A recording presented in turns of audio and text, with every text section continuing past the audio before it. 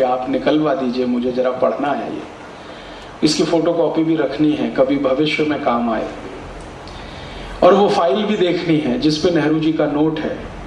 तो उन्होंने बेचारे ने बड़ी मदद की और ये सब निकलवा दिया।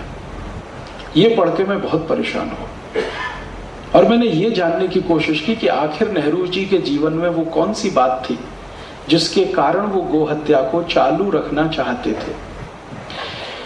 पत्र में वो लिख रहा है कि इससे विदेशी मुद्रा मिलती है। तो क्या सिर्फ विदेशी मुद्रा ही एक बड़ा प्रश्न था या इसके पीछे भी कुछ और था? मेरा एक व्यक्तिगत मानना है, वो गलत भी हो सकता है, कि व्यक्ति अपने सार्वजनिक जीवन में जो कुछ भी करता है उसकी जड़ उसके निजी जीवन में जरूर होती है।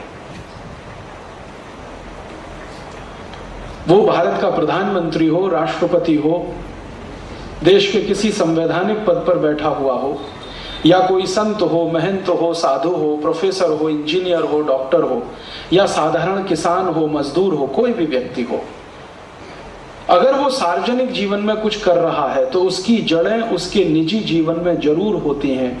पब्लिक लाइफ में व्यक्ति जिस तरह से व्यवहार करता है उसका रिफ्लेक्शन उसके प्राइवेट लाइफ से निकलता है। माने नेहरू जी की प्राइवेट लाइफ में क्या था जो गाय की हत्या के लिए वो इतने परेशान, और इसके लिए मैंने बहुत प्रयास किया। उनके निजी जीवन के बारे में, प्राइवेट लाइफ के बारे में बहुत दस्तावेज मैंने इकट्ठे किए, कम से कम 500 से ज्यादा अभी मेरे पास है। तो पता चला कि नेहरू जी स्वयं गाय का मांस खाते थे। इसके पहले मुझे इतना तो मालूम था कि नेहरू जी शराब पीते हैं, और यह भी मालूम था कि चेन स्मोकर हैं, दिन में 60 से 70 सिगरेट पीते हैं। और भी बहुत कुछ मालूम था उनके चरित्र के बारे में, लेकिन ये पहली बार पता चला कि वो गाय का मांस भी खाते हैं। और उनके गाय के मांस के भोजन को बनाकर तैयार करके लंच के रूप में भिजवाने का काम दिल्ली का वो होटल करता रहा जहां अभी थोड़े दिन पहले जॉर्ज बुश रुका। और नेहरू जी का एक लंच का खर्चा उस जमाने में 13,000 रुपए होता था, जिस पर भारत के एक समाजवादी नेता ने बड़ी कड़क टिप्पणी की थी, राम मनोहर लोहिया। उन्होंने संसद में एक दिन बहुत जोरदार भाषण दिया था कि नेहरू, तुम्हारा एक समय का भोजन का खर्च 13,000 रुपए है और भारत के 14 करोड़ लोगों को 2 समय खाने को रोटी नहीं, तुमको शर्म नहीं आती? उस जमाने में संसद में लोहिया जी एक व्यक्ति थे जो नेहरू जी को इस तरह से बोल पाते थे। बाकी तो सब नेहरू के आगे पीछे दुम हिला के घूमते रहते थे। तो जब ये दस्तावेज मिल गए तो मैं समझ गया कि नेहरू जी के मन में गाय के प्रति जो प्रेम था वो दिखावे का था, गांधी जी को प्रभावित करने के लिए था और भारत का प्रधानमंत्री बनने के लिए था। एक बार प्रधानमंत्री बन गए, अब तो कोई कष्ट नहीं है, कोई रोकने वाला नहीं, कोई टोकने वाला नहीं, और सरदार पटेल की मृत्यु के बाद तो कोई नहीं उनके सामने चुनौती देने वाला। तो उनका असली रूप पूरे देश के सामने आया। और ये जितनी बातें मैंने आपसे कही हैं ये सब भारत की लोकसभा के रिकॉर्ड्स पर मौजूद हैं। कभी इतिहास लिखा जाए तो ये सब उसमें आ जाए। तो हम समझ सकते हैं कि नेहरू जी से कोई अपेक्षा नहीं कि वो गाय की रक्षा करने के लिए कुछ करें। फिर मैंने सोचा नेहरू जी के बाद वालों को क्या हुआ, उनका तो समझ में आ गया, चलो ठीक है। बाद में इतने प्रधानमंत्री आए, उनका क्या हुआ? उन्होंने क्यों नहीं कानून बनाया गोरक्षा का? क्योंकि गोरक्षा का कानून बनाने की बात 1947 से चल रही है, जिस दिन आजादी मिली उस दिन से चल रही है, और अब सन 2006 आ चुका है, लगभग 60 वर्ष पूरे होने जा रहे हैं। तो बाद के प्रधानमंत्रियों ने क्या किया? तो वो रिकॉर्ड्स देखना शुरू किया तो पता चला कि एक बार श्री लाल बहादुर शास्त्री ने और एक बार श्री मोरारजी देसाई ने पूरी ईमानदारी से कोशिश की थी, लेकिन उसमें कामयाब नहीं हो पाए। मोरारजी भाई ने जब ये कानून बनाने का तय किया तब तक देर हो गया और उनकी सरकार गिर गई। या मैं सोचूं दूसरे तरीके से कि उनकी सरकार गिरा दी गई है, क्योंकि उनकी सरकार को गिराने के पीछे जो तर्क था वो हमारे गले आज तक नहीं उतरता। गंभीर कारण कुछ और था, और उसमें से एक गंभीर कारण है जो बिल्कुल स्पष्ट दिखता है। मोरारजी देसाई की सरकार ने एक बहुत क्रांतिकारी काम किया था। अमेरिका की सबसे ताकतवर कंपनी कोका कोला को हिंदुस्तान से भगा दिया था, और वो भी इतने अपमानजनक तरीके से भगाया था कोका कोला को, नोटिस दे दिया कोका कोला को। मोरारजी देसाई के मंत्रिमंडल में उद्योग मंत्री हुआ करते थे जॉर्ज फर्नांडिस, उन्होंने नोटिस दे दिया कि देखो 3 दिन में भारत छोड़ दो, नहीं तो आपकी सारी संपत्ति को हम राष्ट्रीय संपत्ति घोषित कर देंगे। और ये सिर्फ कोका कोला के लिए ही नहीं था। हॉलैंड की एक बहुत बड़ी कंपनी इस देश में है जिसका नाम है यूनिलीवर, जिसने नाम बदल के अभी धंधा शुरू किया है हिंदुस्तान लीवर।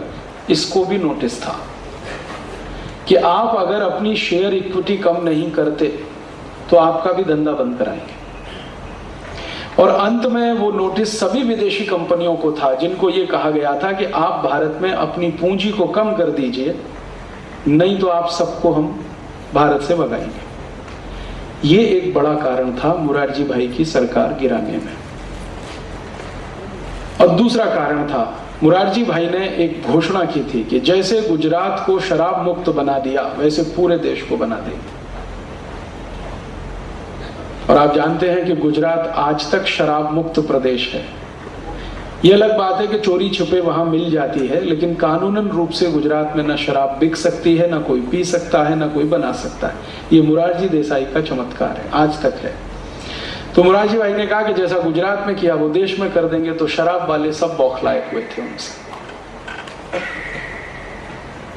और मोरारजी भाई ने एक तीसरा काम और किया था कि उन्होंने कहा कि बहुत जल्दी मैं गांधी जी का सपना पूरा करूंगा, गो हत्या पर बंदी लगेगी और सारे देश में लगेगी, और जो गौ हत्या करेंगे उनको सजा कम से कम फांसी की होगी। तो इस पर ये कसाई लोग सब बिदक गए। तो ये तीनों लॉबी, शराब बेचने वालों की लॉबी, विदेशी कंपनियों की और ये कसाई लोगों की, ये तीनों सरकार के खिलाफ थे। और इन्होंने कोई षड्यंत्र रचा होगा जिसका दुष्परिणाम मोरारजी भाई की सरकार चली गई।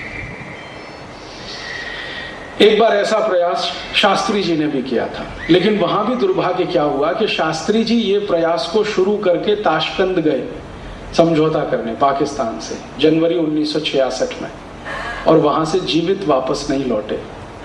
कानून बनाने के लिए जो पूर्ण कोशिश की थी वो वहीं की वहीं रुक गई।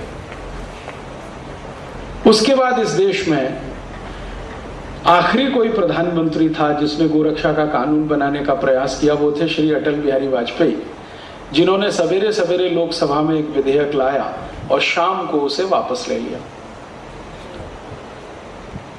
क्यों?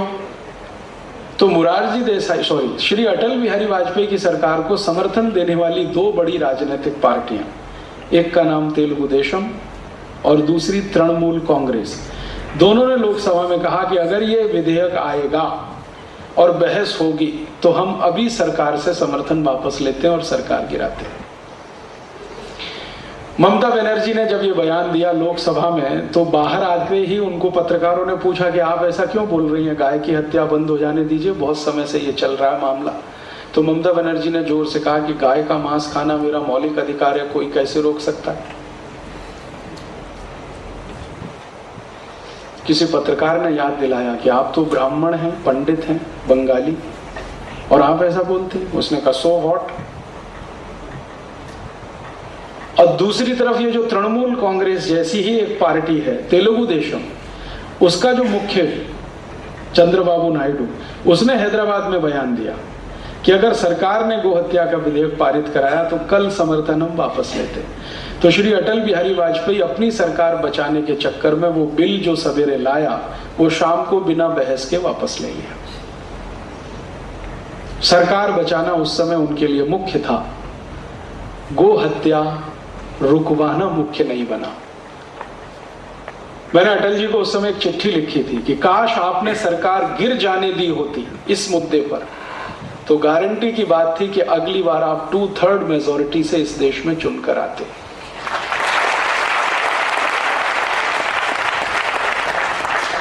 क्योंकि गो हत्या का विषय भारत के 80 करोड़ लोगों का, 85 करोड़ लोगों का हृदय का मामला है, हृदय से जुड़ा हुआ विषय। लेकिन वो इतनी दूरदर्शिता नहीं दिखा पाए और वो सरकार भी गई और गो हत्या तो खैर आज तक हो ही रही है। तो ये आजादी के बाद की कहानी है। इतनी बार कोशिश हुई लेकिन संसद में आज तक कानून नहीं बना। कारण क्या है इसके पीछे? इस पर आजकल मैं थोड़ा खोज कर रहा हूं। क्यों संसद में कानून नहीं बनता है? क्यों कुछ सांसद खड़े होकर चिल्लाने लगते हैं जब भी ये विषय आता है बहस के लिए? हमारे भारत में राजनीतिक दलों में ऐसे कई नेता हैं, ये बात कहने के लिए आप मुझे माफ करेंगे, हमारे राजनीतिक दलों में ऐसे कई नेता हैं जो गाय का मांस बेचकर अपना धन